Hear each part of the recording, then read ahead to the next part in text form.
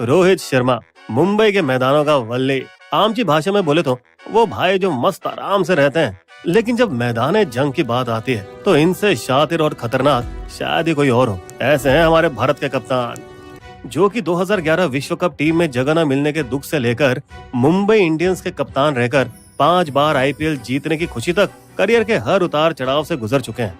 मगर बदकिस्मती से 2023 के फाइनल में हार गए, जो कि भारत के 12 साल के विश्व कप के अकाल का हिस्सा बना।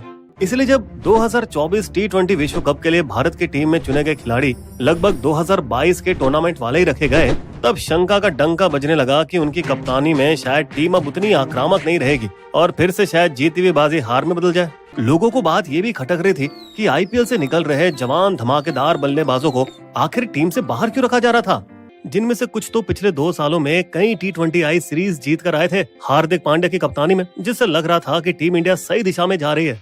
हालांकि पिछले 6 महीने हार्दिक के लिए काफी तनावग्रस्त थे, क्योंकि वे विवादित तरीके से रोहित को हटाकर खुद मुंबई इंडियंस के कप्तान बन गए थे, जिससे ड्रेसिंग रूम भी दोनों कप्तानों के बीच बढ़ गया और दोनों के खेल में ऐसी गिरावट आई कि मुंबई इंडियंस डूबकर आखिरी नंबर पर खत्म हुई। लेकिन 2024 विश्व कप के लिए मानसिक तैयारी एकदम अलग थी, क्योंकि हमारे वल्ली शर्मा ने ठान लिया था कि वे अपने करियर का अंत जीत के साथ ही करेंगे। उन्हीं ने तो पिछले साल वनडे विश्व कप के हारने के बाद टीम इंडिया के कोच राहुल द्रविड़ को फोन करके मनाया था, राहुल भाई आप नहीं जा सकते, आपको वड़ा पाव की कसम एक आखिरी बार मिलकर सबकी फाड़ देते हैं। हमारे द्रविड़ के लिए भी ये मुश्किल समय था, क्योंकि उनके खिलाफ भी आलोचकों के चाकू निकल आए थे। उन पर सवाल उठाया गया कि भले ही वो दिग्गज खिलाड़ी रहे हों, पर खेलते तो वे हमेशा टुकटुकी थे, तो वे आज के जमाने की ताबड़तोड़ क्रिकेट कैसे समझेंगे। हालांकि द्रविड़ को भी अपने आप को साबित तो करना था, और वेस्ट इंडीज में वर्ल्ड कप से बेहतर जगह और क्या हो सकती थी। वो ही जगह जहां उनकी कप्तानी में भारत 2007 वनडे विश्व कप में पहले ही दौर में हारकर बाहर हो गया था। मगर फिर भी अब आग और बर्फ की जोड़ी दोबारा आ गई, बीसीसीआई मुख्य चयनकर्ता अजित अगरकर के आशीर्वाद के साथ, इस विश्वास के साथ कि काफी समय से साथ खेल रहे इन दोनों दिग्गज खिलाड़ियों की जीत की भूख अब बड़ी हो चुकी होगी और पिछले कई सारे विश्व कप का बदला अब ये दोनों साथ मिलेंगे। तो भाइयों, भारत की जीत की खुशी में आप भी थोड़ा बिस्बो को सब्सक्राइब कर लीजिए, बेल आइकन टन दबाइए, फिर हम बताएंगे कि कैसे भारतीय टीम ने धमाकेदार पारी खेली। ये विश्व कप 1 महीने का सफर नहीं, बल्कि 2 साल की मेहनत का नतीजा है। वैसे ये कहना तो आसान था कि भारत को पूरे ताबड़तोड़ इरादे के साथ बैटिंग करने की जरूरत है, लेकिन टीम मैनेजमेंट को ये एहसास हुआ कि हार का डर भारत को बड़े मैचों में ले डूबता है, और विश्व कप जीतने के बाद रोहित ने ये माना भी। हाँ, ये सच है, 100 करोड़ लोगों की उम्मीदों का दबाव संभालना कभी कभी मुश्किल हो जाता है। अब तक भारत की रणनीति थी कि सब विराट जैसे एंकर के इर्द गिर्द बल्लेबाजी करेंगे और आखिर के 3 से 4 ओवरों में धोनी जैसे फिनिशर बनके दूसरी टीम के छक्के उड़ा देंगे। इस तरीके ने मॉडर्न क्रिकेट के शुरुआती दिनों में तो टीम को सफलता दिलाई, 2007-2011 विश्व कप और 2013 की चैंपियंस ट्रॉफी। लेकिन अब ये तरीका बेअसर हो चुका था, इसलिए इसमें क्रांतिकारी बदलाव हुए। जैसे अब सिर्फ स्टार खिलाड़ियों के रनों के भरोसे नहीं रहना था, जरूरी ये भी था कि पूरी टीम एक साथ मिलकर कितना बड़ा स्कोर कर सकती है। तो हमारे शर्मा जी ने वनडे विश्व कप से ही तेज और उड़ती हुई शुरुआती मिसालें रख दी। 125 के बड़े स्ट्राइक रेट के साथ उन्होंने आउट होने के डर को मन से निकाल दिया। ऑस्ट्रेलिया के खिलाफ फाइनल मुकाबले में भी इतना टेंशन फ्री बल्ला घुमाया उन्होंने कि आलोचकों की बोलती बंद हो गई, लेकिन उन्हें पता था कि वो क्या कर रहे हैं। और इस बार दोबारा उसी सुपरफास्ट जोखिम की वजह से 92-41 रनों की पारी ने ऑस्ट्रेलिया को टी20 विश्व कप से बाहर पटक दिया, जिससे दिल जले भारतीय फैंस के लिए 19 नवंबर 2023 का बदलाव पूरा हुआ। लेकिन अब बाकी खिलाड़ियों का भी उनके जैसा खेलना जरूरी था। मैं अकेले इस पहाड़ पर नहीं चढ़ सकता, अगर मुझे शिखर पर पहुंचना है तो मुझे सबकी ऑक्सीजन की जरूरत पड़ेगी। उनका ये जादू उनके साथ ही दिग्गज विराट पर भी चढ़ा, जिन्होंने टीम के लिए अपना अभिमान छोड़ा और पहली ही गेंद से दे धनादन मारने की कोशिश की, भले ही चाहे वो इससे हर मैच में फ्लॉप रहे हो। और इससे विराट पर काफी दबाव भी पड़ा, क्योंकि बेहद टैलेंटेड युवा जायसवाल डगआउट में अपने मौके के इंतजार में थे। लेकिन मुकद्दर ने भी ऐसी योजना बनाई कि फाइनल में 3 विकेटें जल्दी गिर गई और इससे हमारे सिकंदर कोहली को अपने पुराने एंकर अंदाज में खेलने का मौका मिल गया, जिससे उन्होंने बखूबी निभाया। 59 गेंदों में 76 रन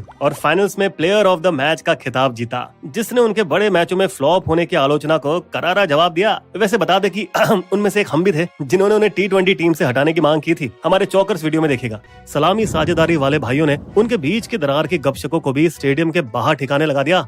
विराट का जादू स्काई पर भी चला। उसने भी आलोचकों का मुंह बंद किया अपना 360 डिग्री खेल सेमीफाइनल्स में दिखाकर, जो उन्होंने अब तक बड़े मैच में नहीं किया था। वे इंग्लैंड के खिलाफ एक मुश्किल पिच पर भारत को 171 रन तक ले गए, जहां पहले तो टीम 150 में ही खुश हो जाती थी, और अब यहां अंग्रेजों को पछाड़कर 2022 T20 विश्व कप का बदला भी पूरा हो गया। रोहित का एक और इक्का था शिवम दुबे को धीमे केएल राहुल की बजाय टीम में लाना, जिनका काम था बीच के ओवरों में फिरकी गेंदबाजों के छक्के छुड़ाना। और भले ही वे पूरे टूर्नामेंट में काफी हद तक इसमें फेल हुए, लेकिन वे फाइनल्स में आखिरी ओवरों में तेजी से रन बनाकर एक बहुत ही जरूरी पारी टीम के लिए खेल गए। यहाँ सभी फेल होने का रिस्क ले सकते थे, क्योंकि 8 बल्लेबाजों का पैर हर समय रनों की गति में रफ्तार लाने पर रहता था, बिना स्कोर कार्ड की परवाह किए।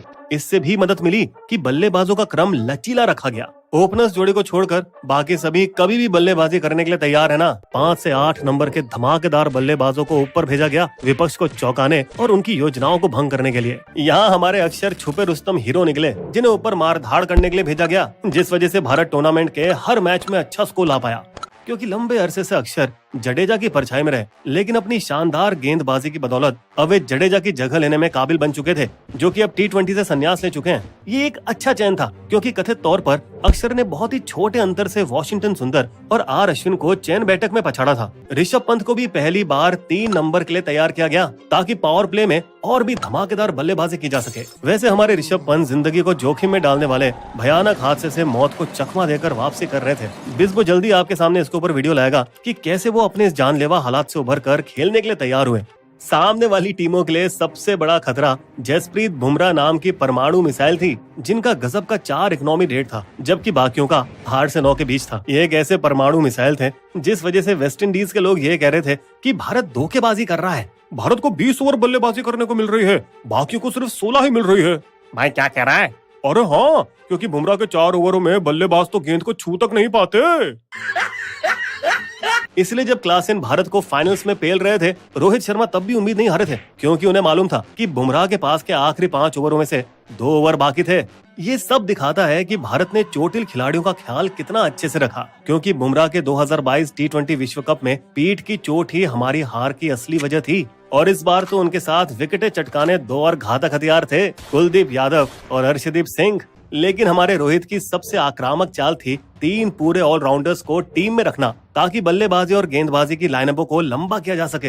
तो जब ऐसा लगने लगा कि दक्षिण अफ्रीका अपने 32 साल के चौकर्स यानी बड़े मैच में फेल होने के बोझ से निकल जाएंगे, तब हाथ में गेंद लिए खड़े थे हमारे हार्दिक पांड्या, जिनके कानों में उस समय फैंस की नाराजगी और ऑनलाइन ट्रोल्स की गालियां गूंज रही थी। और जबकि बहुतों को उन पर बिल्कुल भरोसा नहीं था, फिर भी वे अपने इन जहर के लड्डुओं के साथ तैयार खड़े थे। जैसा कि मुंबई के मैदानों में कहावत है, उन्होंने चालाकी से डाली थी वाइट ऑफ कटर गेंद, जो हवा में तैरती हुई क्लासेन के दिल को लुभाती हुई गई, ताकि वे बड़े शॉट लगाने के चक्कर में अपना आपा खो दें और उनका बल्ला गेंद को चूमने की गलती कर बैठे। भारत की जीत के बाद वानखेड़े स्टेडियम में जश्न मनाते हुए रोहित ने उनका नाम लिया, हार्दिक। समा पूरी तरह से बदल गया था और 6 महीने में पहली बार एक उत्साह से भरी भीड़ ने उनका जय जयकारा किया, जिससे हार्दिक की आंखों में आंसू टपक पड़े, जो रुकने का नाम ही नहीं ले रहे थे। हालांकि उन्हें स्काई को भी धन्यवाद देना चाहिए, उनके चमत्कारी भगवानी पैर को, जिसके बल उन्होंने कैच लिया। इतने दबाव में सीमा रेखा से कुछ मिलीमीटर दूर पर ही पैर को बैलेंस करना और फिर गेंद को उछाल के लपक लेना, ये बिल्कुल मैराडोना के चमत्कारी गोल की तरह था, जिसने अर्जेंटीना को फुटबॉल विश्व कप जिताया था 1986 में। भारत की फाड़ू फील्डिंग का श्रेय जाना चाहिए 2023 वनडे विश्व कप में हर मैच के बाद सबसे बेहतरीन फील्डर्स मेडल के बढ़िया आइडिया की शुरुआत से।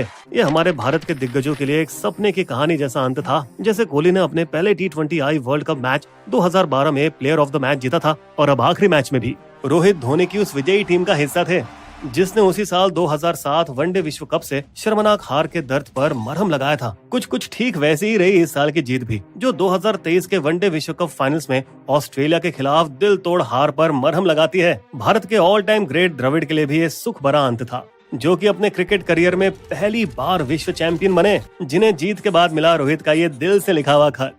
सर, ये मेरा सौभाग्य था कि आप मुझे सहयोगी, कोच और मित्र के रूप में मिले। वैसे सर, मैं आपको बताना चाह रहा था कि मेरी पत्नी आपको मेरे दफ्तर में मेरी ही पत्नी कहती है। इस विनम्र बंदे ने बोर्ड द्वारा दिए जा रहे एक्स्ट्रा 2.5 करोड़ बोनस को भी लेने से इनकार कर दिया। नहीं सर, मैं कोचिंग स्टाफ के बाकी सदस्यों जितना ही पैसा लूंगा। और अब आ रहे हैं तेज तर्रार नए कोच गौतम गंभीर, भारतीय क्रिकेट को नई ऊंचाइयों पर ले जाने के लिए। नए दौर की पहली चयन बैठक में ही कथित तौर पर काफी आग उगली गई, जिसमें श्रीलंका दौरे के लिए हार्दिक की कप्तानी सबसे गर्म मुद्दा बनी। वे उप कप्तान है, उसे प्रमोट ना करना नाइंसाफी होगी। सिर्फ रोहित ही उसे कप्तान के रूप में देखते थे, हम नहीं। और वैसे भी वो ज्यादातर चोटों से घायल रहते हैं। चलिए भविष्य का सोचकर तैयारी करें।